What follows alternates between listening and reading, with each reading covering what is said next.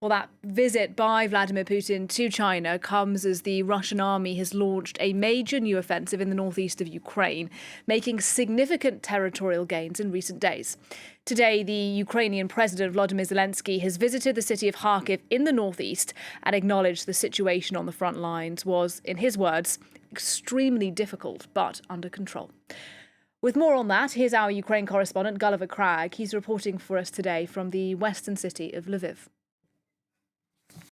Well, it's certainly the biggest Russian advances in a very long time. If you look at the scale of Ukraine, though, and compared to the very, very rapid advances they made in early 2022 when they took vast swathes of territory, I mean, it's peanuts. They haven't taken any towns. Yesterday, there was, in the beginning of the day, great fear that Russian forces would enter Vovchansk, a town near the Russian border, 70 kilometers northeast of Kharkiv, and that Vovchansk would therefore become the first town of any significance to be reoccupied by Russia, having been occupied in 2022, then freed. By mid-afternoon on Wednesday, the Ukrainian armed forces were saying that they'd pushed the Russian forces back from the edge of Vovchansk, and that city was no longer under immediate threat, though, of course, it's been very largely destroyed, pummeled in recent days. Evacuees say, whole streets are destroyed. There's nothing left. They're saying people are still being evacuated from those border areas. And in other parts of the border region, it seems the Russians did take a little bit